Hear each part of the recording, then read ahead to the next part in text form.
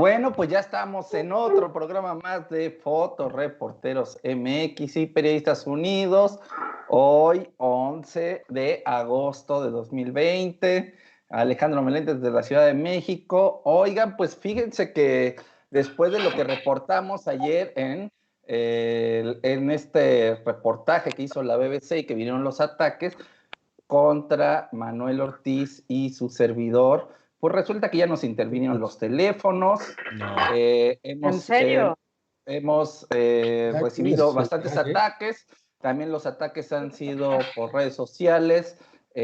Dos compañeras están difamándome, diciendo que las ataqué sexualmente. Yo no tenía contacto con esas dos personas, pero bueno, son de estas prácticas. Dime y de una vez las vamos a levantar un acta por falsedad de declaración, porque creo que eso es como muy feo, ¿no? Porque creo que si te están declarando, si es un delito, la falsedad de declaración es un delito. Una cosa en redes sociales y otra cosa es de que te presenten una demanda, ¿no? Esto lo estamos pues siguiendo con los abogados de Artículo 19, los cuales están haciendo puntualmente esta cuestión que yo estoy declarando. Lo único que sí quiero dejar claro en esta denuncia es que todo lo que me pase a mí, el compañero Manuel Ortiz tuvo que salir a Estados Unidos por las amenazas de estas personas. Entonces estas dos funcionarias públicas, Yaremi y Quetzali, la cual me acusan, pues yo hago esta denuncia pública de que lo que me pase, las hago responsables de cualquier cuestión que me pase a mí y a mis familiares, porque se han metido con mi sobrina y con nuestros menores de edad. Entonces yo sí quiero dejar públicamente y decirlo al aire que no vamos a permitir que nos intimiden, que abusen, y que si nos pasa algo, estas dos funcionarias públicas que son pagadas por nuestros impuestos, ellas son las responsables de lo que nos llegue a pasar a mí y a mis familiares. ¿Cómo se llaman estas muchachas? Es Yaremi Escobar y Quetzali Blanco. Híjole, qué fuerte está eso, Ale.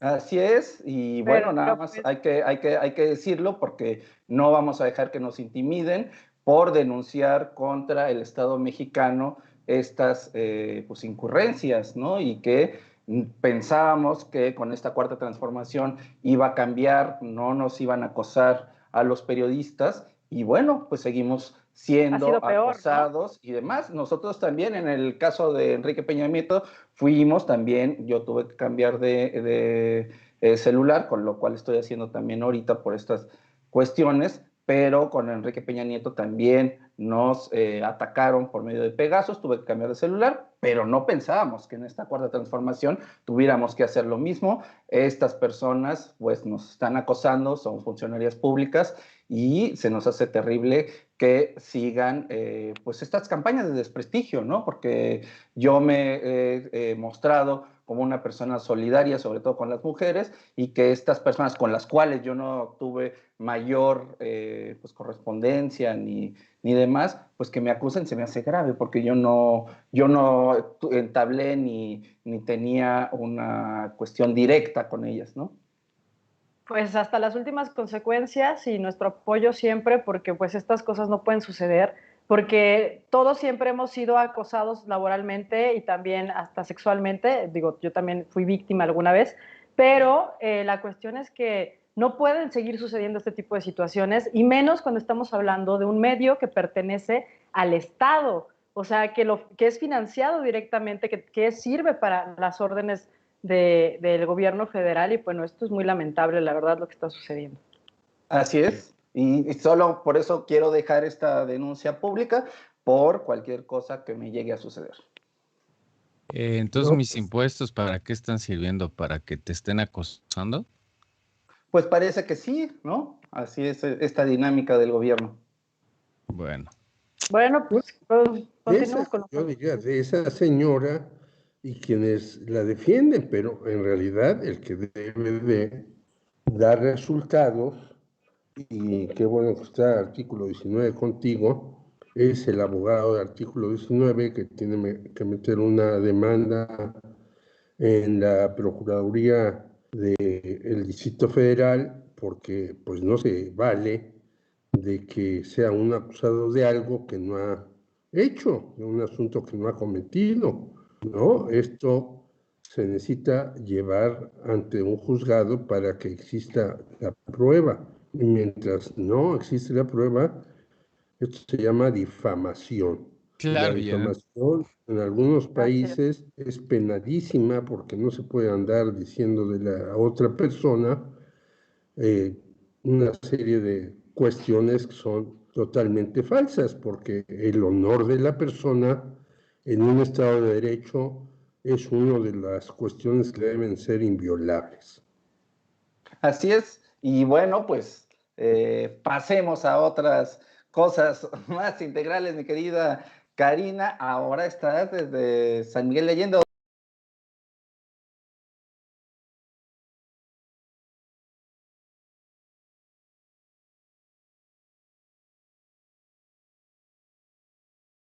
Por acá en un rancho de San Miguel de Allende, que la verdad está muy padre porque tiene como que, tiene muchos animales además, ¿no? Tiene muchos burros, tiene como 40 burras y como 8 burros, o sea, es así, ¿no? Es increíble, la verdad, se vive muy bonito, tiene el agua artificial, o sea, está muy padre, la verdad, y pues aquí voy a estar unos días, todavía no sé exactamente cuántos, pero voy a estar transmitiendo desde acá y bueno, pues con todo gusto, y estamos súper aislados además, ¿no? O sea, es un lugar súper lejos de todo, ahora sí que alejados del mundo y de la falsa sociedad. Oye, y cuéntanos un poquito qué estamos en las noticias, mi querida Cari. Fíjate que ahorita justo que entramos con este Tari que llega en unos minutos más, me voy a guardar la noticia de la vacuna rusa para que lo platiquemos con él. Entonces, ¿qué les parece si les digo, bueno, que resulta que el Banco Interamericano de Desarrollo advirtió que la crisis del coronavirus tendrá en México un impacto social muy fuerte, con un empobrecimiento importante de las clases medias, especialmente de los segmentos más vulnerables, que llevará a que el número de pobres pase de 34 a 66 millones, con una caída importante del empleo. De acuerdo con el estudio ALC Post-COVID-19, Retos y Oportunidades del Banco Interamericano, estima una caída de 4,1% de empleos formales y la pandemia da lugar a una crisis de corto plazo y hasta 14,4% en caso de que ocurra una recesión prolongada. A nivel nacional, los datos de la Secretaría de Salud hasta el día de hoy, se tienen confirmadas 493.522 casos positivos de coronavirus y 53.929 defunciones por este mismo virus. En las noticias nacionales, en caso Odebrecht, Lozoya señala sobornos por más de 100 millones de pesos para la campaña de Enrique Peña Nieto. Alejandro Gertz Manero, titular de la Fiscalía General de la República, informó que en la mañanera de este día que Emilio Lozoya, exdirector de Petróleos Mexicanos, presentó una denuncia de hechos respecto a su participación en el caso de Odebrecht. A través de un video, Gertz Manero refirió que en el caso, Lozoya señaló que hubo una serie de sobornos de una cantidad que pasa a los 100 millones de pesos, los cuales fueron utilizados para la campaña presidencial de Enrique Peña Nieto. Según la denuncia de Lozoya, Peña Nieto y Luis Videgaray le ordenaron entregar el dinero a asesores electorales extranjeros que colaboraron en la campaña presidencial de 2012. Y bueno, también Andrés Manuel y Felipe Calderón siguen ahí con sus yo te digo, yo te doy, y compitieron cara a cara en la boleta electoral de 2006 y en 2020 siguen intercambiando metralla. Ayer el presidente Andrés Manuel López Obrador acusó en su conferencia mañanera que con Felipe Calderón México vivió un narcoestado por las acusaciones sobre Genaro García Luna, el que fuera su secretario de Seguridad Pública cuando Felipe era presidente. El expresidente devolvió el misil diciendo que él no saluda a la mamá del Chapo ni liberó a criminales como hizo AMLO con Ovidio Guzmán, hijo del conocido cártel de Sinaloa. Desde su conferencia matutina, López Obrador insistió que en tiempos de Calderón gobernaba la delincuencia y remarcó el término narcoestado. Dice el presidente, el que nada debe, nada teme. Si García Luna actuaba por su cuenta, si en 6 años Felipe Calderón no se dio por enterado de lo que hacía García Luna, pues que se quede tranquilo, pero que no me eche la culpa a mí, ahora sí como diría el clásico, y yo porque... Y yo porque... ¿Cómo ves, mi querido George? Oye, ya tenemos a Tarik aquí. Yo veo que hay muchos comentarios, pero yo solamente sí. decía uno. Ok.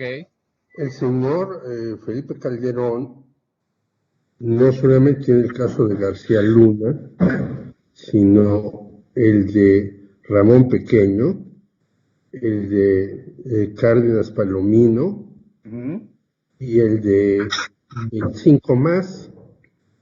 Ahora se ascendió por ahí que hasta el gobernador de Tamaulipas, Francisco García Cabeza de Vaca, puede ser llamada por la Unidad de Inteligencia Financiera y por la DEA. Y si es así, pues no solamente era un narcoestado, sino un lugar en donde pues los delincuentes estaban en la policía y obviamente solamente Álvaro Uribe, que era muy cuate de Felipe Calderón, podría igualarse con este caballero. Entonces, pero ya veremos más adelante eso, y mejor démosle paso a Tarik, que obviamente también las cosas en Líbano están bastante complicadas. Ya va a renunciar o ya renunció una serie de personajes, entre ellos el primer ministro. ¿Y qué va a pasar ahí, Tarik? Pero déjame antes ¿Sí? decir, mi querido Jorge Meléndez, que estamos muy orgullosos de nuestro querido Tarik, porque no solamente fue muy responsable la vez pasada, Sí. en que se dieron las noticias y que todo el mundo decía, no, es que es un atentado a lo mejor de algún país, sino que fue muy puntual en lo que estaba sucediendo, pero nos reveló algo muy importante, que es lo que está sucediendo. Todavía no está aclarado bien qué pasó, pero parece que es una cuestión que pues el gobierno falló en tener esta seguridad para que sucediera, que un poquito decíamos lo de San Juanico, lo de Tultitlán y demás. Pues iba a empezar, y lo presentó Tarik desde la vez pasada, pues esta revolución que ya venía en la parte de los árabes. Entonces, pues le queremos dar no solo un aplauso, sino un señor, porque creo que ese es el sentido del periodismo, de lo que hemos hablado desde el principio, de ser puntuales y de tratar de llevar las cosas, y de eso se trata este programa, de hacer las cosas lo más puntualmente. Y te agradecemos mucho, Tarik, y que nos digas qué está pasando. Hola, ¿cómo están en esta noche lluviosa? Pues sí, hemos estado siguiendo un poco, no un poco, bastante, Sí. cómo se ha venido desarrollando en Líbano este momento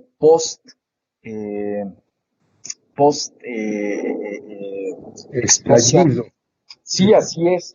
Y efectivamente, como ya estaba comentando por acá Jorge, ya han comenzado a renunciar varios políticos. Para empezar, el primer ministro, Hassan Diab, renunció y llevaba nada más 4 meses en el poder, y él renuncia. Ya el presidente Michel Aoun acepta su renuncia, llama entonces a elecciones, están llamando a elecciones, pero escuchamos un grito en el Líbano que es el grito que escuchamos en todas las primaveras árabes. El pueblo quiere que caiga el régimen. O sea, no se trata de llamar a elecciones, poner a otro personaje, y este es el gran problema con el Líbano. La gente ya no quiere más este juego.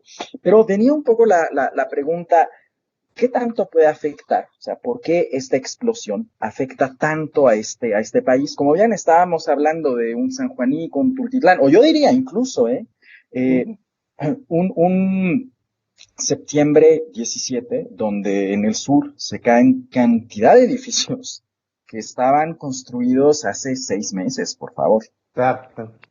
La Benito Juárez, la del Valle se llenó, la Portales, de edificios que se cayeron. ¿Y a qué voy?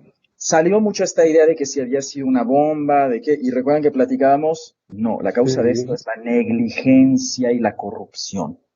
Y esto hoy en día lo tienen ya claro los libaneses. Mientras... Discúlpame que nada más haga esta acotación. Sí.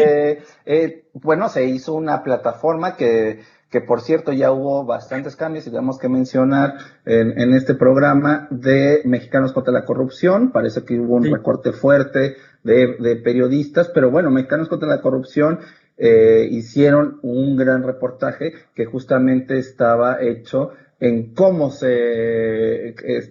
cómo hicieron los edificios y dónde estaba la evaluación de cada edificio. Y en este reportaje, como bien apuntas, pues en todos había la persona que hizo el edificio tuvo un sentido de corrupción para pues pasar de largo varias cuestiones estructurales. Entonces lo que dices es justo como para complementar eso, claro. Claro. Y efectivamente, ¿no? Este es el gran problema que vemos en el Líbano. ¿Qué sucede en Líbano? Bueno, Líbano es un país que, como habíamos platicado la vez pasada, nunca se repone de una guerra civil brutal que va a vivir desde 1975 hasta 1990. Son 15 años de guerra. Y las guerras afectan muchísimo a los países. Uno piensa, pues ya fue hace 30 años, ya que se repongan. No es tan sencillo, sobre todo en una región donde vemos, la guerra se da en el 90, hay después una invasión con Israel, hay después una invasión con Siria, o sea, no es que se acaba una guerra y el país ya puede comenzar a reconstruirse.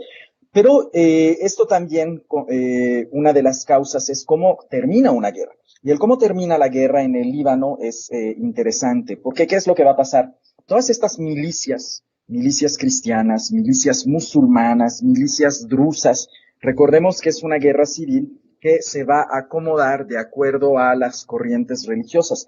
Llegan a un acuerdo, y el acuerdo es que básicamente a todas estas milicias les va a tocar una rebanada del pastel, se van a convertir en partidos políticos. Entonces, el acuerdo al que se llega, por ejemplo, va a ser el siguiente. El Parlamento libanés va a estar compuesto, el poder en su mayoría se va a delegar a la mitad de políticos musulmanes, la otra mitad cristianos. El presidente va a ser cristiano maronita católico. El primer ministro va a ser musulmán sunni, que es una corriente del Islam. El vocero o el vocero del parlamento va a ser sunni, pero shia. Entonces, ¿qué sucede? Vamos a tener esta serie de coaliciones que a su vez van a estar apoyadas o en contra de potencias extranjeras. ¿Por qué hablamos de esto? Porque ya desde Líbano sale de una guerra civil, el sistema que surge después de esta guerra es un sistema corrupto. Por ejemplo, el país tiene 220 kilómetros de costa, 180 kilómetros son privadas, para que nos demos una idea. O los parquímetros en Líbano, ¿sí? Lo que se paga de los parquímetros no va al Estado, va a una compañía privada. Entonces, ya, estamos hablando de que, como bien veníamos comentando, los libaneses se encuentran hartos de esta situación. Antes de que se diera esta explosión, la lira libanesa había perdido 85% de su valor. ¿Sí? Ya la comida se había vuelto básicamente un producto de lujo, ¿sí? Para el ciudadano común y corriente libanés. Entonces, esto fue la gota que derramó el vaso. Esto, desde mi perspectiva, sería qué tan bajo puede caer un gobierno y qué tanto puede llegar a hacer sufrir un pueblo, porque ojo, las últimas declaraciones del gobierno eran, lo primero, que los culpables iban a acabar en la cárcel. Y, claro, la gente sale a las calles, ¿sí? Comienza a haber enfrentamientos. El libanés común y corriente se queja de que por parte del gobierno no está habiendo reconstrucción de Beirut, pero lo que sí está habiendo es una represión hacia el ciudadano común y corriente que sale a la calle. Y entonces aquí es cuando finalmente el presidente dice, ¿qué creen? Pues que a lo mejor y no fue culpa del gobierno, que a lo mejor y sí fue una potencia extranjera detrás. Y a lo mejor y esto sí fue un atentado.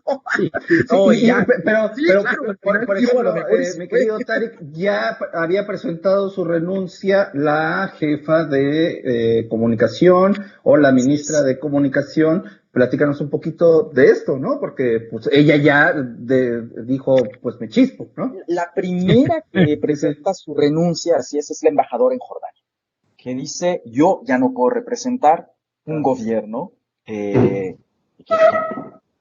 no solo que está mintiendo a la población, sino además que cae en esto. ¿Por qué? Porque recordemos que cuando durante esta semana que se empieza a hablar de si es explosión, si no es explosión, hubo un testimonio muy interesante del capitán del barco que llevó estas sustancias al puerto de Beirut y que dijo, bueno, por cuestiones técnicas se tuvo que dejar ahí y durante años se le estuvo pidiendo al gobierno libanés que era peligroso tener todas estas sustancias, además una cantidad tan grande, 3.000 toneladas, en el puerto. Y se hizo caso omiso. Recordemos que este fertilizante iba para Beirut y de Beirut se iba a vender para Mozambique. Y se hace caso omiso entonces durante 6 años por negligencia, por corrupción, y el día de hoy la gran pregunta es, bueno, ¿a quién beneficiaba que esto no saliera del puerto, o si es simplemente negligencia, o si es corrupción para dejarlo ahí y se le paga a alguien? Pero lo que ya el día de hoy es público es que el gobierno tenía pleno conocimiento de que había sustancias explosivas en gran cantidad en el puerto de Beirut. Estamos hablando de un país que depende en su gran mayoría de importaciones y que el día de hoy, si han visto las fotografías del puerto, que era un cráter. Sí. Es alucinante, es un cráter lo que hay. ¿Sí? Bien, ¿cuál es el futuro del Líbano? ¿Sí? Por una parte, se ha hecho petición, primero, de que Estados Unidos quite sus sanciones económicas, ya que Líbano es un país que también se encuentra bajo sanciones económicas de los Estados Unidos. Entonces, lo primero es que Estados Unidos levante las sanciones económicas. Se ha pedido también apoyo a... En ese sentido, perdón, Tarik, ¿qué es lo que ha dicho Estados Unidos en esta petición? ¿Ha habido algún comunicado? ¿No sabemos nada? No ha habido ningún comunicado porque, ojo, recordemos que parte del gobierno libanés es el Hezbollah. Hezbollah está considerado como un grupo terrorista por parte de los Estados Unidos y además Hezbollah tiene acuerdos comerciales con el gobierno actual de Siria, de Bashar al-Assad. Entonces, mientras siga existiendo esta relación con un partido, porque el día de hoy el Hezbollah es un partido político en el Líbano, como les decía, los gobiernos, más bien los partidos políticos que tenemos hoy en Líbano son antiguas milicias. El presidente, por ejemplo, Michel Aoun, él era un general. Él estuvo participando durante la guerra civil con su batallón.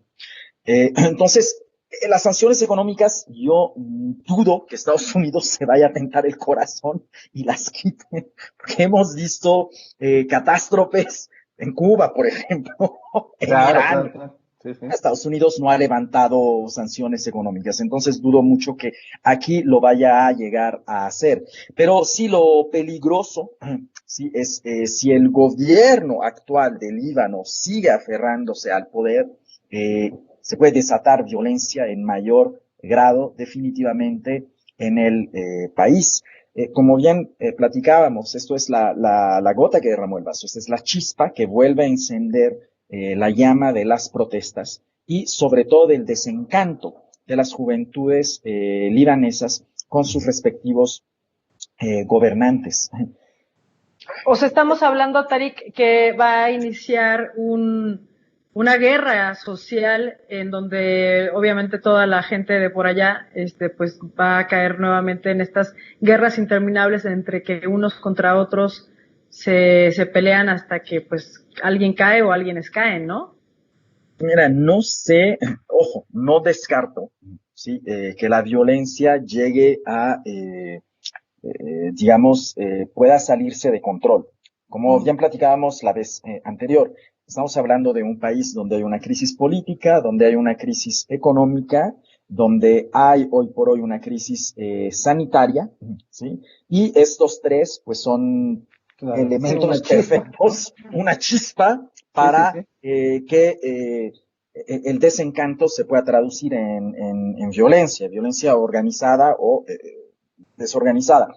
Dependerá mucho del actuar, por una parte, del gobierno libanés, dependerá mucho también, aquí, por ejemplo, los apoyos que se están mandando, no se están dando al gobierno, se están dando directamente a la población. Recordemos también que la diáspora libanesa ha reaccionado de manera muy rápida, muy rápida. México, por ejemplo, los conocidos que yo tengo libaneses o mexicanos de origen libanés, enseguida, ¿no? Comenzaron a través de las redes a llamar a acopios, bueno, para apoyar a los familiares que están allá. Esto por una parte. Por la otra también, ojo, ¿sí? Ya que en este tipo de guerras y de conflictos que hemos visto en el Medio Oriente, nunca se quedan concentrados dentro de un solo estado. Siempre hay participación por parte de vecinos y de países vecinos o potencias. La guerra civil libanesa, no hay que olvidar que hay una invasión doble por parte de Siria al norte y por parte de Israel al sur. Entonces, no hoy por hoy es muy rápido para decir si viene una guerra civil en el Líbano, pero definitivamente que vamos a ver mayor enfrentamiento y protestas masivas, muy seguro. O sea, oye, muy probable. Tarik, pero esto no sería como un buen pretexto para que Estados Unidos pudiera intervenir de nuevo y como se hizo en las primaveras árabes, que pues bueno, ellos se decía que estaban financiando el internet gratis en todas las plazas públicas para que fuera como la gente se enterara acerca de lo que estaba sucediendo dentro de esta primavera árabe que sucedió en esta plaza, recuérdame el nombre de esta gran plaza. Exactamente. Bueno, Plaza Tahrir es, casi todos los países tienen una placita que se llama la Plaza Tahrir. Es como decir el kiosco. Sí, claro, no. Pero entonces nosotros no lo sabíamos hasta que Netflix nos presentó este gran documental y entonces exactamente, y entonces hizo como esta gran, este pequeño espacio lo hizo como un gran mundo para que todo el mundo estuviera al pendiente de esta primavera árabe. Y fue como un gran ejemplo que después de ahí se derivó como en muchas otras cosas. Bueno, aquí la gran pregunta es, depende en qué país. Por ejemplo, cuando inició la revolución en Egipto, los Estados Unidos se quedaron muy calladitos. Obama se quedó muy callado porque el antiguo presidente dictador de Egipto, Hosni Mubarak, era un gran aliado de los Estados Unidos. Él está al poder desde el 81 hasta el 2012. Pero en el caso, por ejemplo, de Siria, sí, ahí se tiene que ir el dictador. En el caso de Libia, terrible, se tiene que ir Gaddafi. En el caso de, pero por ejemplo, en el caso de estados árabes que no son paragones de la democracia ni de la equidad de género, los Estados Unidos quedaron bien calladitos. Arabia Saudita es el primero que viene a la mente, Qatar, por ejemplo, Bahrein, ahí los Estados Unidos se quedan muy callados, ¿sí? Entonces, con el Líbano también hay que pensar, no creo que los Estados Unidos intervinieran hoy por hoy, ya que el actuar de los Estados Unidos en el Medio Oriente ha dejado mucho que desear, le ha salido muy caro a los Estados Unidos, después de una guerra de 19 años en Afganistán, y una guerra de 17 años en Irak, los Estados Unidos básicamente no ganaron nada. Les salió en un ojo de la cara estas invasiones. Y no solo económicamente, en el orgullo también. Entonces, recordemos por otra parte, quienes sí tendrían un interés directo en el Líbano es Irán, Siria, pero el día de hoy Siria está muy golpeado, e Israel. Y aquí esto es lo que sí me llega a preocupar, porque vemos que esta historia se repite una y otra vez en el Medio Oriente. Las rivalidades que encontramos entre Arabia Saudita e Irán, o entre Israel e Irán, las vemos peleándose dentro de espacios, ya sea en el Yemen, ya sea Siria, en su momento bien lo puede llegar a ser el Líbano, y esto es lo preocupante, ¿sí? Porque tenemos estados o que aspiran a ser potencias regionales que una vez que ven un conflicto en el cual sus intereses están en juego, pueden intervenir a través de armas, a través de apoyo económico o con presencia militar. Entonces, esto, lo que hemos visto hoy en Siria, muy probablemente lo continuemos viendo dentro del Medio Oriente. Y al final, quien paga es la población civil. Oye, mi querido Jorge Meléndez, después de esto, después de esto puntualmente que dice Tarik, tú que has visto varias revoluciones, varias formas, ¿cómo ves este panorama en el Medio Oriente? No, yo más que eso te quería preguntar, Tarik, si Rusia juega un papel ahí importante, porque en Siria pues sí lo juega, ¿no? Rusia siempre fue aliado de los gobernantes sirios que estaban en contra de los Estados Unidos, obviamente, y no porque fueran de países socialistas o democráticos, sino era el peón del ajedrez, ¿no? Que también yo viví en la Unión Soviética, pero sé que tenían sus peones, y cuando tú no eras peón de ellos, aunque estuvieras en el Partido Comunista, pues te trataban de meter hasta el bote, ¿no? Pero Rusia, ¿qué papel tiene ahí? Rusia, el día de hoy, yo creo que ha sido el que mejor ha sabido hacer las cosas en el Medio Oriente y el que ha salido mejor parado, definitivamente, en el sentido de Estados Unidos no sabe muy bien qué hacer hoy por hoy en el Medio Oriente. Y definitivamente Rusia ha sido el gran ganador. Porque poco a poco ha ido teniendo una... O sea que sí podemos, afirmar que el señor Putin sí es realmente un geopolítico bastante astuto. Sí, esto no quiere decir que tenga mi admiración. Sí.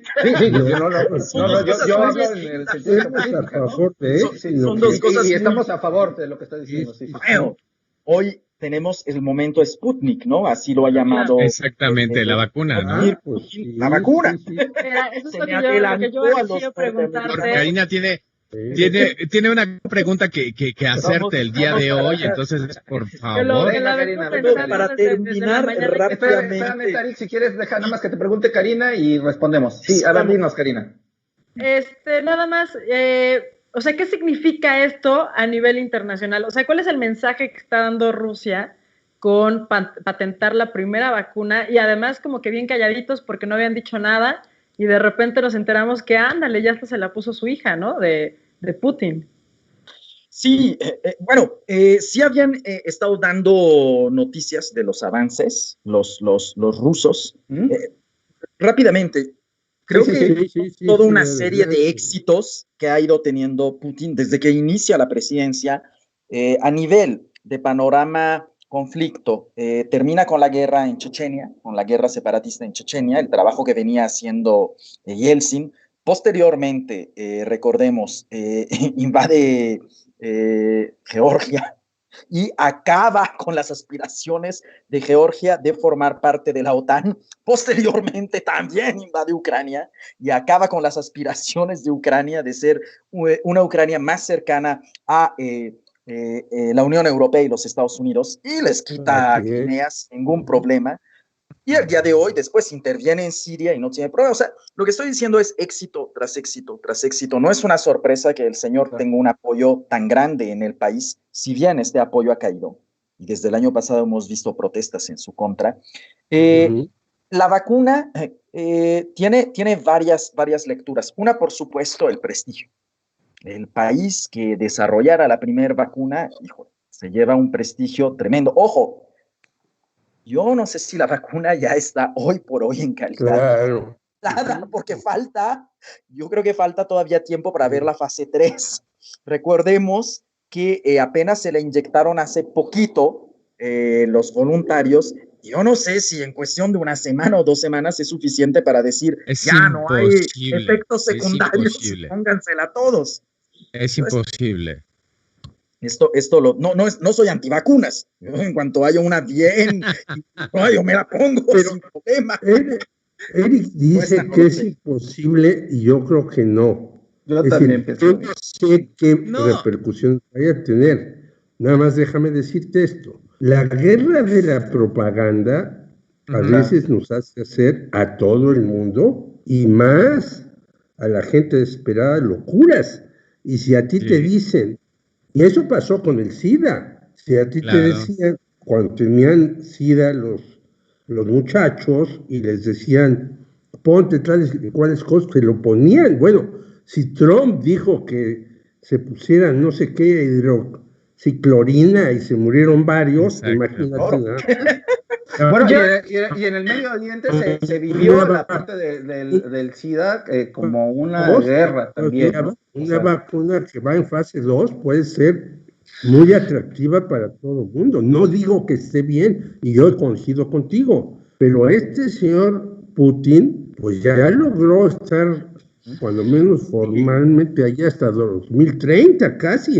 Entonces quiere decir que sabe hacer las cosas. No me gusta cómo las hacen, yo no estoy de acuerdo con él, creo que es un dictador, creo que está metido con la mafia rusa, creo muchas cosas.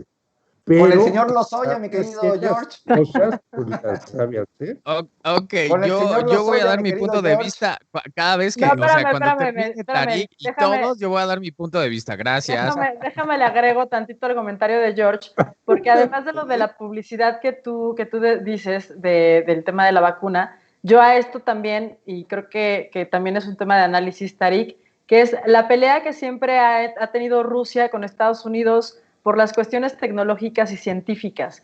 Estas ganas de siempre ir un paso adelante que el otro, con lo del hombre a la luna, con el primer satélite, con el primer no sé qué, o sea, siempre... mujer al espacio. El Sputnik, a Laika y a Gagarin. ¿No? Por eso mismo se llama Sputnik, esta vacuna. Exactamente. Entonces, o sea, es como... Pero para mí yo voy a guardar mi comentario al último. Ok. Es a nivel los países. Sí, perdón. Perdón, Karina, perdón. Sí. A ver, termina la idea para que pueda continuar Tarik. Que me parece que hay una maña ahí muy interesante política del señor Vladimir Putin. Bueno, dentro de las relaciones internacionales, ¿no? Esto vemos los distintos tipos de interacciones que hay entre los estados, ya sean pacíficas o bélicas.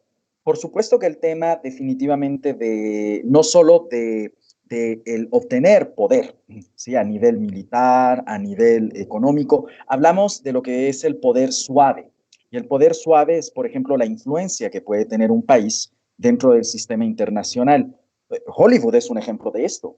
O el que tengamos que aprender inglés para comunicarnos, es el ejemplo de esta hegemonía cultural que llega a tener los Estados Unidos. Y definitivamente que Rusia, así como China, van a tener un gran interés también por desarrollar una hegemonía, llamémosle, tecnológica, porque, ojo, no es nada más el prestigio, ¿sí? Es una de dos. Recordemos que Trump dijo, la vacuna la quiero yo para mí, y Rusia hoy por hoy ya declaró que gran parte de la vacuna la va a regalar a sus amigos del mundo, Latinoamérica, por ejemplo. Y esto, claro, que posicionaría muy bien a Rusia en nuestro continente.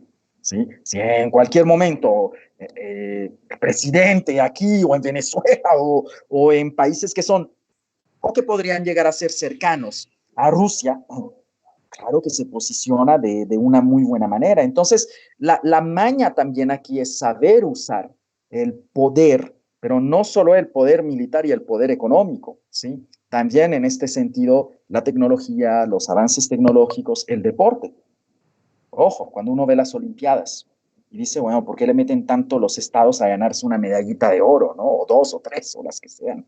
Entonces, creo que esto posicionaría muy bien a Rusia y a China. A mí lo que me preocupa más no es el tema de la vacuna, sino que en esta pandemia se ha demostrado, ¿sí?, que han sido los gobiernos más autoritarios los que mejoran contenido los efectos de la pandemia y que poco a poco hemos estado aceptando normas que son típicas de un gobierno autoritario como parte central de nuestra vida, ¿sí? O sea, el hecho de te quedas en casa porque te lo dicen, o en varios países, recordemos, en China, por ejemplo, el hecho de que el gobierno pueda saber dónde está cada persona, porque aquí no ha habido tanto control, ¿sí?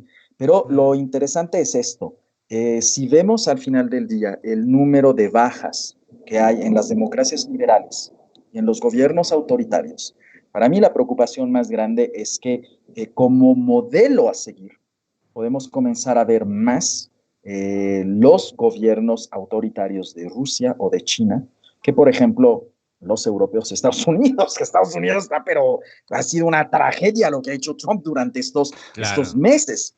Ha sido una tragedia, no solo por el número de muertes, por el tema de los afroamericanos, etc. Y la Unión Europea se ha quedado calladita, con unas muertes espantosas. Entonces, creo que al final, efectivamente, salen muy bien parados, o pueden llegar a salir muy bien parados, estados que tienen gobiernos muy autoritarios, y que la gente voltea a verlos y dice, sí, ojo, les platicaba la última vez, África, el Medio Oriente, Asia, pero los gobiernos autoritarios va a sonar muy feo esto, pero han contenido muy bien la pandemia. En un gobierno autoritario es muy fácil a la gente decirle, no sales. Oye, yo quiero salir. No, si te agarro en la calle, te vas a la cárcel. Exacto. Punto. A mí no me protestas, ni me dices mis derechos. No, nada. Nada. Aquí no reclamas, tú a tu casa. No, pero ve el caso de Estados Unidos. Pero ve el caso de Estados Unidos, que todo el mundo dice que es su derecho no utilizar cubrebocas, ¿no? Y otra de las cosas que es como una propaganda, que no digamos que estamos como en la Guerra Fría, pero yo me imagino como si estuviéramos en la Guerra Fría, que es como una serie de pequeñas propagandas, es decir, yo tengo la vacuna, ¿no? Y entonces eso te hace ser o sea, te hace ser como tener una supremacía, pero en los medios de comunicación, porque, bueno, quién sabe dónde está funcionando la vacuna, ¿no? Entonces, si solamente en Rusia te aprueban que sirve la vacuna, pues bueno, está bien, pero la FDA en México sí sirve, hay un chorro de pruebas que tienen que pasar antes y saber cuáles son las consecuencias posteriores, ¿no? Hay muchos medicamentos que más adelante se dieron cuenta que los niños tenían como deformaciones. Ha pasado claro. Exactamente, ¿no? Claro. Y entonces, pero ellos dicen que es como, bueno, pues la panacea de la medicina, pero trae sus costos cuando realmente tienes que tener una asertividad para que realmente te compren. Eso tiene que ver como con mucho con los laboratorios farmacéuticos, ¿no? Es decir, bueno, Rusia la tiene y entonces van todos los laboratorios y le compran la fórmula por querer tener esta cosa lo más rápido posible, pero realmente aún no se sabe. Faltan muchos años para tener esta prueba, pero sí es como una parte de la propaganda de el gobierno de ser como los primeros, y por eso mismo es que tan extraño puede ser que se llame Sputnik, ¿no? Que es como una gran bandera que pueda llamarse como todos estos grandes proyectos que ha tenido Rusia, que es Sputnik 1, como el primer satélite que lanzaron fuera de este mundo. Entonces, yo lo noto eso como echarlo en cara, ¿no? Así de claro. ¿no? Oye, pero ahí habían comentado algo muy interesante de su hija, nada más, que a mí me llamó mucho la atención porque Putin siempre ha sido muy privado con su familia, y es la primera vez que yo lo escucho hablar en público, de su hija y de usarla como ejemplo y decir, se puso la vacuna, ¿no? Mi hija se puso ya la vacuna. Oye, Tarik, pero nada más para cerrar ya un poco esta conversación, ¿qué es lo que nos espera en las próximas semanas con el Beirut? ¿Qué piensas que vaya a pasar? ¿Van a ir a elecciones? ¿No van a ir a elecciones? Sí. ¿Tú qué panorama piensas que va a existir aquí? Definitivamente se va a llamar a elecciones. Aquí hay que ver si lo único que caen son un par de ministros y hay un cambio entonces de primer ministro y hay ciertos cambios de caras, pero no del régimen per se. También otra cosa que va a depender mucho, ¿sí? Y esto lo veo a nivel muy lejano, es cómo se va a levantar Líbano de esta catástrofe.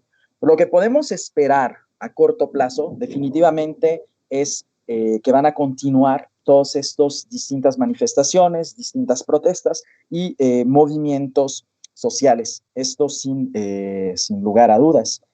La próxima vez, si quieren, platicamos, porque pasó, ya no nos dio tiempo. Encarcelaron a un periodista en Argelia que estaba justo llevando lo que ha sido las protestas, el movimiento del Hirap. Le acaban de dar 3 años en la cárcel y justo era la misma promesa simplemente por hacer su trabajo. Y justo era la misma promesa del gobierno, ¿sí? del gobierno anterior, de quitar a Bouteflika, poner un nuevo gobierno, el de Tibún, y que las cosas iban a cambiar en el país. Y vemos que ahorita, a raíz del COVID, se ha estado encarcelando. Hay otra periodista que está esperando juicio. Lo comparo porque Líbano y Argelia eran los dos países que traían protestas el año pasado y que fueron interrumpidas por el COVID. Y vemos que efectivamente los gobiernos se han endurecido, los gobiernos hoy por hoy están metiendo a sus periodistas a la cárcel, a sus activistas a la cárcel, acusados de poner en peligro a la población bajo riesgo de una pandemia. 3 años simplemente por estar haciendo su trabajo. Khaled Drareni. Hay que mantenernos al tanto, o sea, ojo, esto lo comento, claro, como periodistas, ¿no? De la situación que se vive también en países árabes, en el Medio Oriente, en África, frente a este supuesto cambio democrático, ¿sí? Cuando un régimen cae y supuestamente después de las elecciones viene transparencia, o al menos eso es lo que prometen los nuevos gobiernos, y pues estamos viendo que no.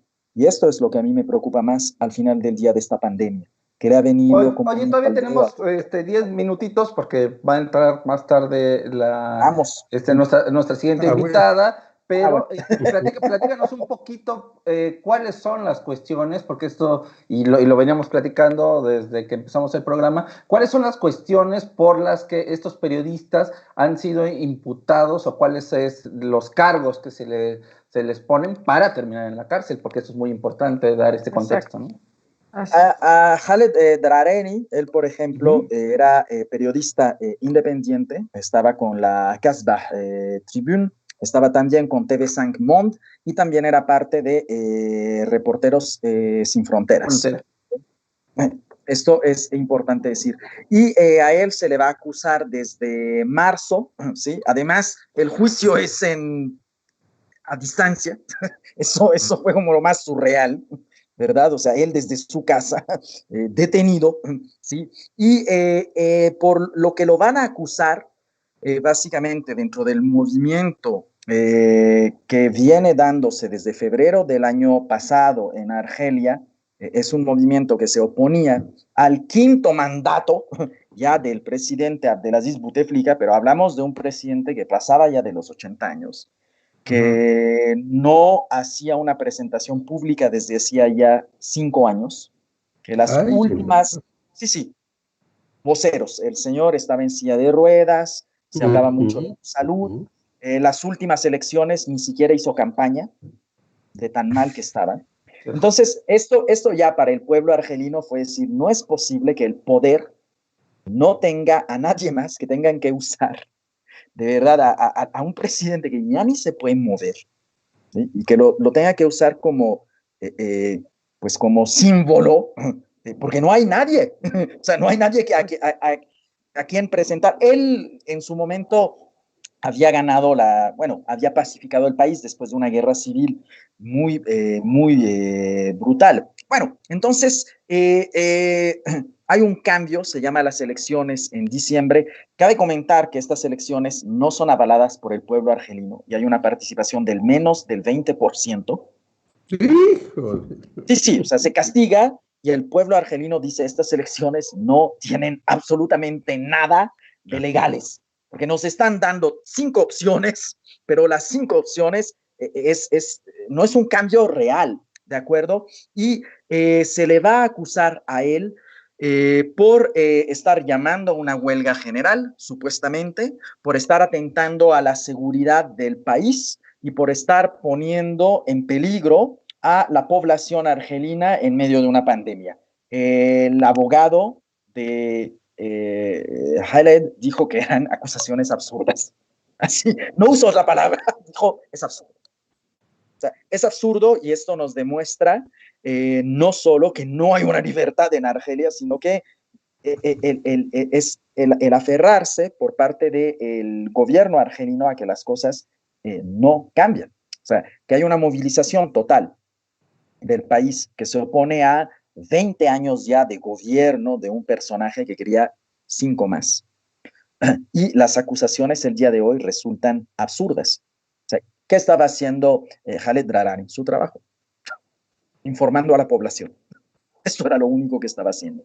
Entonces, como bien Oye, Tarik, pero perdóname que te interrumpa. Y además las condiciones de las cárceles supongo que tampoco han de tener cero privilegios, seguramente todos sus derechos, bueno, obviamente sus derechos se quedan perdidos. Entonces, o sea, me imagino que debe ser doblemente terrible, ¿no? Además. Bueno, ¿sí vieron Expreso de Medianoche? Claro. Un poquito así.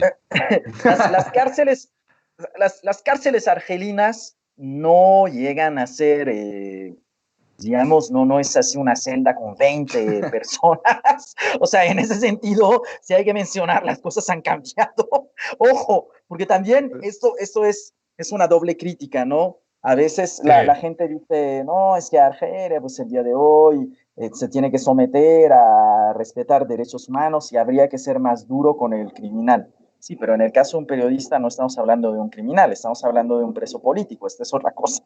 Eso es otra cosa muy diferente.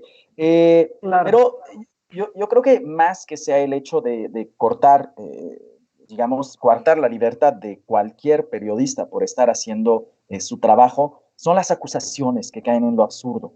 Y esto nos dice de verdad hasta qué punto pueden llegar a estar tan podridos los sistemas políticos del Medio Oriente, del mundo árabe o de ciertos países africanos, cuando vemos que las acusaciones ¿sí? Resultan un tanto absurdas. Pero no vayamos más lejos, claro. mi querido Tarik. Nosotros hicimos una denuncia pública cuando empezamos este programa que pues vienen a mi persona, y en este país que parece que es democrático, justamente lo que decimos es eso mismo, ¿no? O sea, estas denuncias hacia las personas parecen absurdas, ¿no? O sea, finalmente el Estado dice cosas absurdas para denigrar a los periodistas. Entonces es muy interesante ver cómo a través del mundo, pues las injusticias sociales, a través de los comunicadores, para que la gente hable, pues siempre tratan de hacer cosas absurdas para apabullar y poner la bota en la cara de cualquier periodista. Sí, definitivamente. Discúlpame, Tarik, pero recordemos del asesinato del periodista Jamal Khashoggi, no sé cómo se pronuncia, que fue asesinado en 2018, que pues igual y fue asesinado en el consulado de Arabia Saudita. Entonces, pues sí hay... país. Sí, claro, y entonces creo que eso fue terrible, y que siendo en un consulado, pero también dentro de en un país que fuera distinto al suyo, y entonces siendo dentro de un consulado, pues de repente pues se acabaron todas las acusaciones, ¿no? Contra todas estas personas que estuvieron involucradas. Y recordemos que aquí en México también ha sido el caso de Miroslava Bridge, de Javier Valdés, de Rubén Espinosa y de Manuel Buendía, del cual Jorge Meléndez siempre fue coadyuvante y pues investigador de estos asesinatos. Entonces, vuelvo a repetir, no estamos exentos de todo lo que está sucediendo en el mundo en cuestión laboral hacia los periodistas. Sí, de verdad, yo no tengo palabras para expresar, por ejemplo, lo que pasó con Khashoggi, de entrar al consulado de su país, o sea, de tu país, un consulado que está ahí para ofrecerte protección y seguridad. Sí. Y él entra además pidiendo un acta de divorcio, o sea, es esto lo que va, y sale partido en cachitos, ¿no? Vale. Claro. Y lo peor del caso, y aquí sí es donde vemos la hipocresía del mundo en el que estamos, las supuestas democracias occidentales, lo único que hicieron fue hacerle un jaloncito de orejas al gobierno saudí. No se le impuso sanciones, no se le impuso ninguna advertencia al príncipe Mohammed bin Salman, que muy probablemente es él quien manda a dar la orden, al menos es así como se maneja. Digo, es una acusación tremenda, pero es la que se va a manejar. Él, lo que va a actuar, él sí mete gente a la cárcel, o sea, de hecho se ejecutan a personas, y él dice que él no tenía conocimiento en lo absoluto, pero quienes cometen el asesinato son allegados a él, muy cercanos. Entonces, bueno, resulta raro. Yo lo que quiero decir es, resulta raro que una persona tan importante, con un poder tan absoluto en el país, no esté al tanto de lo que hacen sus allegados, sobre todo si se va a tratar de un asesinato político. Si es así... No, y además creo que no la molestia más grande... mucho a durar. Sí, y la molestia más grande que él era como de uno de los principales periodistas que daba a conocer como todas estas disputas y estos cuestiones que estaban pasando dentro de del reino. Del reino, exactamente. Sí. Pero bueno. Estos son, como bien comentaba Ale, o sea, estos al final resultan ser amenazas, pero muy claras, no solo al periodismo y a la libertad de expresión, a la población en general, porque son figuras públicas. Y el hecho de, en el caso saudí, asesinarlas impunemente, o en el caso hoy por hoy de Argelia, de meter a la cárcel bajo cargos un tanto absurdos, es una manera muy directa de decirle a la población o se cuadran o se cuadran. Sí, claro. Y aquí, o se mueren. O se mueren o acaban en la cárcel. Y aquí lo preocupante es efectivamente ver cómo por parte de las democracias occidentales, que supuestamente promueven la libertad de expresión, la democracia y sobre todo el capitalismo liberal, encontramos que hay gobiernos autoritarios que pueden ser tolerados y hay gobiernos autoritarios que se tienen que ir. Venezuela, Libia, Irak, Irán, Siria, pero tenemos otros gobiernos muy autoritarios que esos no hay ningún problema, se pueden quedar. Entonces aquí hay una contradicción absoluta. Y como bien lo dices, pues finalmente nosotros los periodistas hemos pues levantado la voz, hemos dicho todas estas cuestiones porque consideramos que, bueno, tenemos tantito de atención pública, pero finalmente nuestros casos y los casos de asesinatos a periodistas en México y en el mundo no solamente nos representan a nosotros, sino representan a una población que a muchos no tuvieron esta voz ni este lugar para protestar y que tendríamos que protestar por cada uno de ellos, por cada una de ellas, para que esta voz sea más fuerte y que pues liberemos esta cuestión de opresión sobre cualquier cuestión en el mundo. Te agradecemos mucho, mi querido Tarik. Nos estamos viendo el siguiente martes para seguir analizando todo esto y Bueno, vuelvo a felicitarte porque creo que hicimos muy bien la labor de no hacer bulla, de no llegar al amarillismo, sino de hacer puntualmente estas cosas, y esto es de lo que se trata este programa. No, al contrario, muchas gracias. Yo diría una cosa final, no para discutirla ahora. Hace muchos años se hablaba en petróleo de las 5 hermanas, las 5 grandes empresas petroleras que controlaban el mundo. Ahora tenemos otras 5 hermanas, que son las farmacéuticas. Si es cierto que Rusia tiene la vacuna o China, pues es un golpe al capitalismo terrible. Bueno, India incluso, dijo Ebrard, no sé hasta dónde sea cierto, va avanzando en la vacuna y dijo que si lo lograba, se la vendería a México cada dosis a $3. Es decir, si India o Rusia o China o alguien fuera de las 5 hermanas farmacéuticas hace la vacuna, pues es una debacle porque el propio Donald Trump le dio a varias farmacéuticas dinero para esas vacunas, justamente con la idea que él dijo, yo resolví el problema, reparto la vacuna y me relijo. Pero quizás eso valdrá la pena comentarlo la próxima semana. Justo lo que te iba a decir, dejemos de tarea eso para la próxima sesión, y nos estamos viendo el nuevo martes, y creo que esto que acaba de decir Jorge Meléndez es muy interesante, y analicémoslo, y el próximo martes entremos con ese tema. ¿Qué te parece, mi querido Tarik? Claro que sí, pues les mando un abrazo desde la distancia y nos vemos en una semanita. Nos vemos. Que estén muy bien. Muchísimas gracias. Gracias, hasta luego.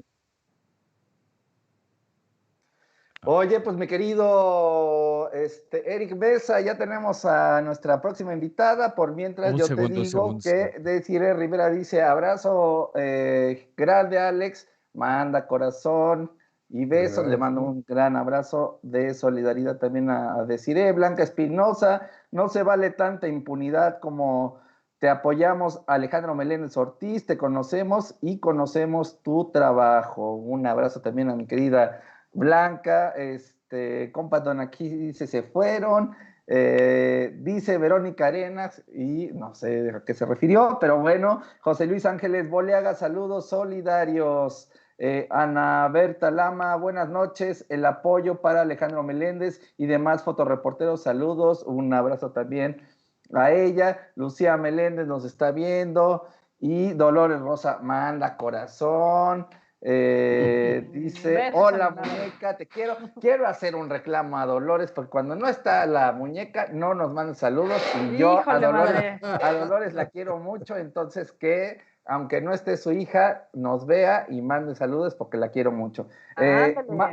Mau Reyes manda buenas intenciones. Victoria Guerrero: aun cuando la vacuna esté lista, tendré que pasar por el proceso de validación y producción.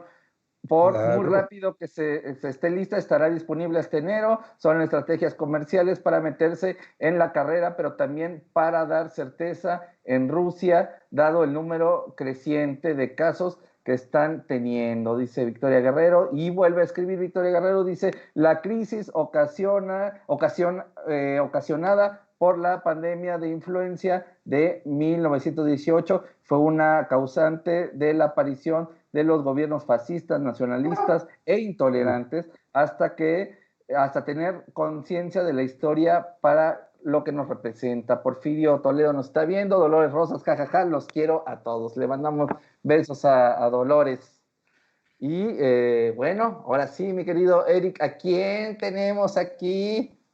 Híjole, Cuéntanos. Vamos a aparecerla ya en la pantalla, pero es una... ¿Mandé? ¿Qué pasó yo? Ya la veo aquí en mi pantalla. Sí, No, ya claro, pero...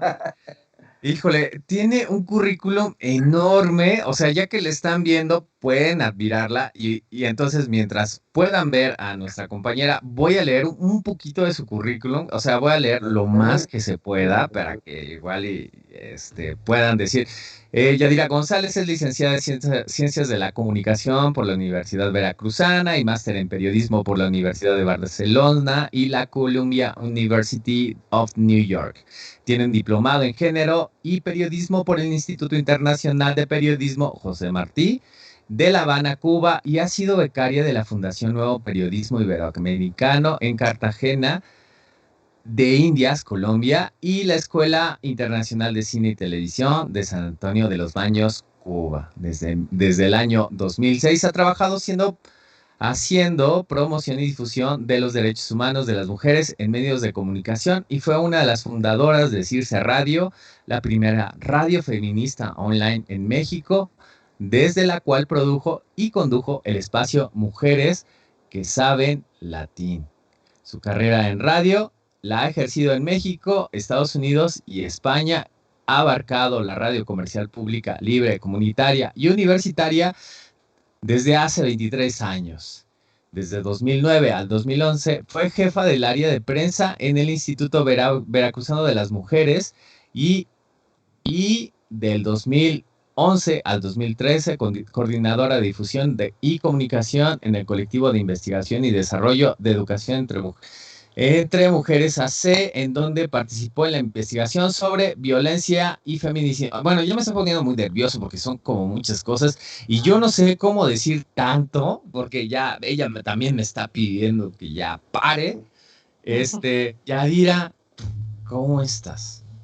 Pues cuéntanos, Yadira, ¿cómo vas y de qué nos vienes a contar en esta noche? Somos colegas, yo también estudié en el de Estudios Martianos de Cuba, fotografía, entonces somos colegas cubanos, pero dinos, ¿qué nos vienes a contar esta noche, mi querida Yadira? Fíjate que, bueno, yo como ya escucharon, me dedico al activismo feminista. Desde donde estoy, ahorita soy directora del Instituto Municipal de las Mujeres acá en Jalapa y también desde el periodismo pues siempre estuve haciendo activismo feminista también, ¿sí? Hay ahí podríamos decir que todo una discusión al respecto, pero no vamos a entrar en eso, vamos a entrar en que estoy en este momento pues trabajando mucho el tema de las mujeres, de la violencia contra las mujeres, pues ahora sí que estar muy pendiente también del desarrollo, ¿no? De la garantía de nuestros derechos, también de los retrocesos. Y a eso me dedico las 24 horas, los 365 días del año. A veces hasta sueño con eso, pero creo que como lo disfruto mucho, no lo padezco. Yadira, pues qué gusto tenerte acá con nosotros en el programa y a mí me gustaría saber cómo está la situación de los derechos allá en Jalapa hacia las mujeres y el tema también del movimiento feminista, porque tampoco no estoy muy clara de todo el trabajo que están haciendo, pero estaría muy bueno que nos platiques. Sí, fíjate que Jalapa, que es la capital del estado de Veracruz, tiene una tradición feminista de aproximadamente 35 años. Creo que después de la Ciudad de México es donde ha habido mucho trabajo dentro del feminismo. Y pues por lo mismo en Veracruz, ¿no? Veracruz entonces como estado lo tiene. Y poco a poco hemos visto cómo, por ejemplo, Veracruz Puerto, Coatzacoalcos, Poza Rica, Córdoba, Orizaba, ¿no? Estas zonas empiezan también a tener fuerte presencia de las mujeres organizadas, ¿no? Pues para hacer análisis, pues fuertes, ¿no? Acerca de cómo están nuestros derechos. En ese sentido, ¿cómo están los derechos de las veracruzanas, por ejemplo, con relación a las mujeres en la Ciudad de México? Pues atrás. Por eso tenemos una alerta de género por agravio comparado, es decir, porque comparada nuestra situación como veracruzanas en el acceso a nuestros derechos sexuales y reproductivos, pues vamos atrás, ¿no? Entonces, esta alerta de violencia de género, que es un mecanismo que gestiona la CONAVIM, nos permitió a las organizaciones feministas hacer como un análisis, ¿no? Fuerte de cuáles eran los principales problemas que enfrentábamos, ¿no? Y en un primer análisis se arroja que la violencia de género, ¿no? En su máxima expresión, que es el feminicidio, es un grave problema aquí en el estado de Veracruz, y por eso en el 2016 tenemos una primera alerta de violencia de género que se decreta en el estado, que es por feminicidio, y el siguiente año tenemos la segunda, que es por agravio comparado. No sé si todavía Veracruz es el único estado con 2 alertas de violencia de género, pero me parece que sí, en todo el país. Entonces, pues a muy grandes rasgos esa es la situación. Oye, ¿y no ha cambiado con este nuevo gobierno? Porque pues tenían una señora, esposa de el señor Javier Duarte, que ya está en la cárcel, que escribía unos cuadernos ahí, quiero millones de pesos, no lo decía así, pero era su estímulo en su vida, y obviamente, pues, seguramente las cosas andaban muy mal, pero con Cuitláhuac García, ¿cómo ha cambiado el panorama? Pues lo que sí creo que hay que reconocerle al gobierno de Cuitláhuac García es que pudimos acercarnos, a diferencia de los anteriores gobernadores. A mí al menos me han tocado 3 sexenios, ¿no? Trabajando activamente en esto. Hay compañeras que llevan mucho tiempo atrás, ¿no? Y en lo que a mí me ha tocado ver, pues ha sido el primer gobernador que nos ha recibido, incluso antes de ser gobernador, era gobernador electo, y pudimos hablar con él. También hubo mucha apertura en un inicio, para capacitar al gabinete, ¿no? Principal con el que está trabajando, y hay que decir que fueron muy aplicadas y aplicados, especialmente él. Y después se hizo un trabajo en conjunto con la sociedad civil y muchas mujeres que también estamos en la función pública para establecer una serie de estrategias, ¿no? Para poder erradicar el feminicidio en Veracruz. El problema es que después ya las cosas, ¿no? Se complican por muchas partes, ¿no? Y por muchos lados, y siempre el tema de las mujeres queda rezagado. Es decir, ahorita o sea, siento que esto sí ha sido una constante en los diversos sexenios que me ha tocado. Esto no es urgente, puede ser importante, pero no es urgente. Entonces se queda a un lado, se queda hacia atrás. No se ve, creo que haya un análisis de cuán importante es atender la violencia contra las mujeres, pero como una parte que afecta a la estructura social, es decir, que está dentro, ¿no? No se ve.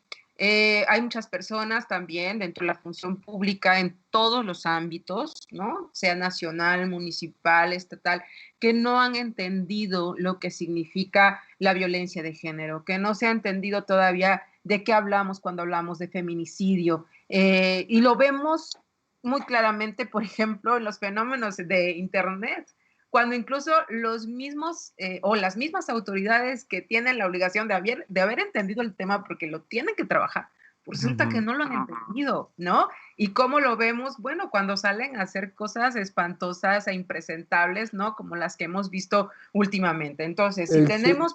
El senador Samuel García, que trata a su esposa como si fuera un ganado, ¿no? Hemos visto. Y no se hace nada luego, ¿no? Sí, Eric, perdona. No, discúlpame que te pregunte, pero es que o sea, todo el mundo te tiene que preguntar esto. ¿Cuál es tu posición acerca de esta parte de insensibilización de este personaje público que le habla así? Olvídate ya o sea, que es a su mujer, ¿no? O sea, queremos saber tu opinión. Pues mira, mi opinión va más en que es un funcionario público, ¿sabes? O sea, efectivamente, si una persona con ese tipo de mentalidad y acciones está ejerciendo la función pública, seguramente lo hace desde esa perspectiva. Entonces, esa persona, en vez de abonar, se convierte en un obstáculo, ¿sí? Para conseguir, pues, una sociedad democrática, igualdad en los derechos de las mujeres, porque él no cree en eso, ya lo vimos, lo dejó muy claro. Para él, ¿verdad? La esposa es una especie hasta como de propiedad, ¿no? Según los memes que anduvieron antes. Y ahí es, perdón, y ahí es cuando te preguntas quiénes están votando las leyes, ¿no? Exacto. ¿Qué tipo de decisiones están tomando las personas que están allí si piensan de esa manera? Sobre todo cuando se trata de los derechos de las mujeres, ¿no? Y entonces entendemos lo que pasa y por qué no se soluciona una problemática para la cual se han escrito y se han cambiado los marcos legislativos, por ejemplo, se han hecho protocolos, se han construido una serie de plataformas que guían la política pública y no es posible utilizarlas. ¿Por qué? Por esto que decías tú, Eric, por ese grado de insensibilidad, poca empatía, falta de comprensión, incluso hasta lectora, ¿sí? Porque no entienden, que no entienden, ¿no? Y lo hemos visto pues, en este deleznable y lamentable episodio, ¿no? De las redes sociales en México. Oye, Yarida, fíjate que yo quisiera preguntarte cómo estamos en el estado, porque a mí me tocó ir con uno de los compañeros que más quiero en este mundo, que es Félix Márquez, que presentó su libro en Jalapa, Veracruz, y que prologó, por cierto, Cecilia del Palacio, esta gran pues, investigadora y académica, y ella nos presentaba un ámbito muy fuerte en este libro de Félix Márquez, que él es del puerto de Veracruz, testigo de la violencia, en donde no se podía hablar del narcotráfico. Ella decía, bueno, yo presento este libro porque ahora puedo hablar de los Zetas. Antes nosotros decíamos los de la última letra del abecedario, porque no podíamos decirlo. Entonces, fue un acto simbólico muy bonito que ella pudiera decir, por primera vez puedo decir, son los Zetas. ¿Qué se está viviendo en el estado de Veracruz con todo este sentido de la violencia? Tienen también al colectivo Solecito, que es uno de los grandes colectivos, las compañeras más aguerridas, más presenciales en este México de tumbas y de desaparecidos, que yo aprecio demasiado. ¿Y cómo está esta cuestión y cómo han ido con este nuevo gobierno? Pues está desigual, como siempre. Yo creo que la violencia se expresa efectivamente de maneras desiguales. No es lo mismo hablar, por ejemplo, de lo que sucede en Jalapa que lo que sucede en Playa Vicente, Veracruz, o en el norte del estado, ¿no? También porque finalmente las grandes urbes pues tienen a su disposición o más fácilmente la comunicación con los medios, ¿no? O con las organizaciones de la sociedad civil que de alguna u otra manera garantizan cierta protección, ¿no? De los derechos humanos de las personas. Yo recuerdo a partir del 2011, sobre todo, recuerdo cómo la situación en una ciudad como Jalapa, ¿no? Considerada la Atenas veracruzana, una ciudad estudiantil meramente, ¿no? Cultural, académica, de repente, pues, te mandaban mensaje que si hay balacera, que si sucedió tal cosa, que si levantaron a alguien. Este tipo de situaciones, si bien parece, han bajado a lo mejor aquí, ¿sí? Pero yo no podría decirte que hay un panorama que se viva de la misma manera en la región norte, en la centro y en el sur del estado, ¿sí? Son muy distintas, ¿no? Esas regiones. Y bueno, el estar en Jalapa a veces incluso siento que nos aleja bastante de la realidad del estado, porque te digo, tenemos esas vías de comunicación, por ejemplo, en el tema de desaparición. Sí, muchas compañeras nos dicen, es que es en el sur, es que es en el norte principalmente, y estamos hablando también de que no son todas las mujeres, son mujeres empobrecidas, ¿no? Son mujeres que tienen ciertas circunstancias que favorecen el que sean, por ejemplo, enganchadas, o el que sean secuestradas, o el que sean manipuladas de alguna manera, ¿no? Para acceder a irse y ser explotadas de todas las formas posibles. Pasa también con los varones, obviamente, ¿sí? Pero también estamos hablando de un sector empobrecido. La violencia va muy cercana a eso, ¿sí? Va muy, muy cercana a las condiciones de desigualdad. Y yo quisiera ver, en los nuevos gobiernos, ¿no? De los diferentes ámbitos del ejercicio público, pues sí, como un poquito más de, no sé, de voluntad para atacar eso, ¿no? O sea, si sabemos que las condiciones de pobreza pueden generar o pueden poner a una persona en mayor vulnerabilidad para sufrir de violencia, ¿cómo las estoy atacando? ¿Sí? Si en ese sector de gente que está en mayor vulnerabilidad, ¿quiénes están en más vulnerabilidad? ¿Las niñas o los niños? ¿Las chavas jóvenes o los chavos jóvenes? Necesitamos hacer también ese ejercicio, ¿no? Para poder dar buenos resultados, ¿no? Y no solamente ni plantear expectativas que no vas a poder cumplir, ni la gente se va a hacer tampoco expectativas de lo que no se pueda cumplir, ¿no? Y creo que en ese sentido ha faltado un poquito más de dirección a nivel general, es lo que pienso.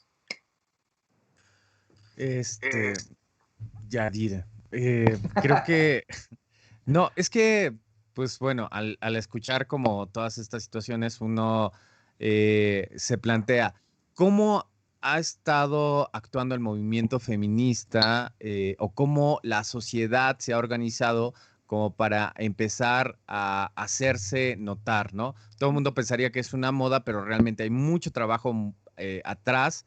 Y creo que mucha gente también nos ha dicho, bueno, el COVID vino a bajar como un poco como todo este movimiento, pero no es cierto. Yo creo que hay mucha gente que ha estado trabajando pues en las redes, estado trabajando como en trabajo de escritorio.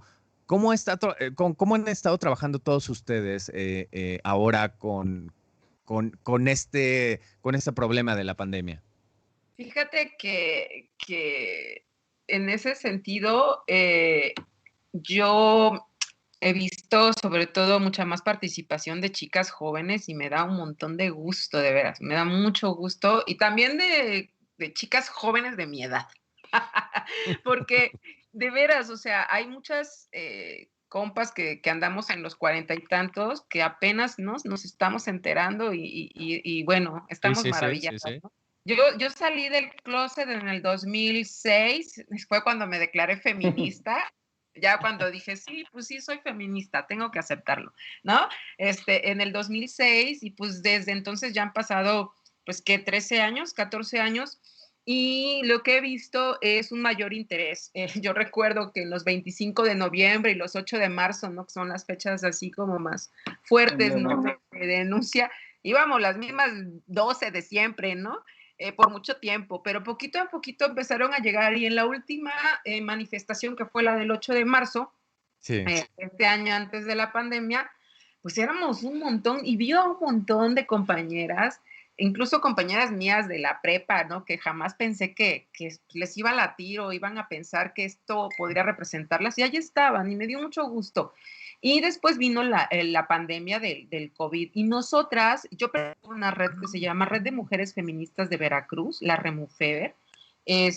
Somos más de 50 mujeres de todo el estado y nosotras habíamos pensado en hacer un encuentro intergeneracional feminista, precisamente porque hay muchas chavas jóvenes y en ello, ¿no? Entonces ya estábamos bien emocionadas y que nos vamos allá al norte, que al sur, ya ves que Veracruz es como un choricito, entonces ya estábamos haciendo maletas y todo, cuando viene nos dicen, ¿saben qué? De hecho cancelamos nuestra primera reunión y después llega esta hermosa plataforma de Zoom y pues hicimos un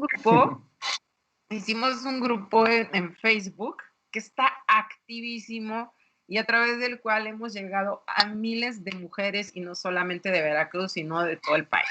Entonces, bueno, pues unas cosas por otras, ¿no? Nos adaptamos. Yo creo que el movimiento feminista por eso ha pervivido tanto tiempo, porque ha sabido adaptarse a las condiciones súper gruesas que se nos presentan, ¿no? Entre más amplio es el paso, pues más duro es el obstáculo. Sí.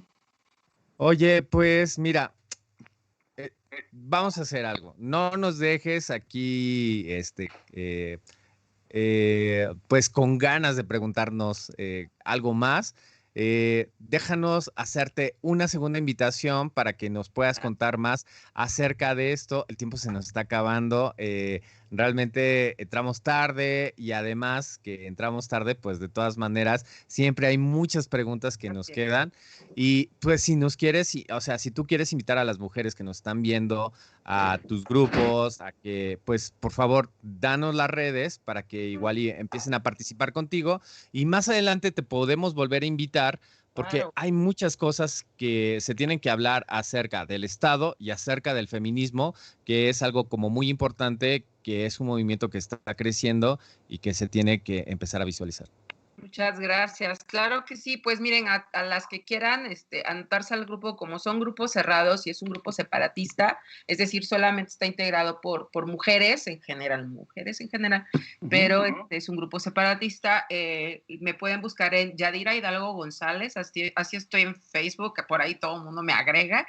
Y entonces entramos al grupo, tenemos de todo, de todo, así academia, filosofía, rock, brujerías y 20,000 cosas. Hechicerías y demás.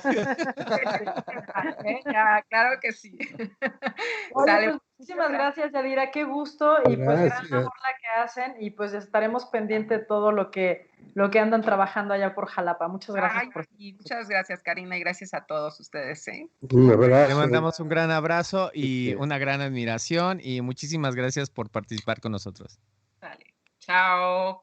Bye. Bye.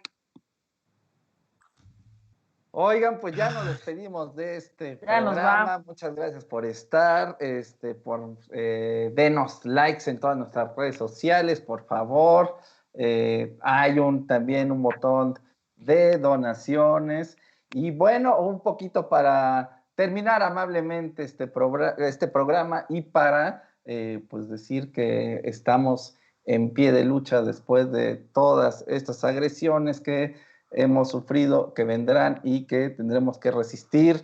Pues solo les dejo este gran libro que me regaló mi mamá, de La danza de la realidad, y que dejo una frase de de Alejandro Jodorowsky que dice: tú y yo solo habremos sido recuerdo, nunca realidad. Algo está soñando, entrégate a la ilusión y vive. Esto le decimos a estas personas agrestes para que vivan una vida mejor y nos vemos el día de mañana. Hasta mañana, buenas noches. Hasta mañana, buenas noches. Bye, bye. Karina, ya se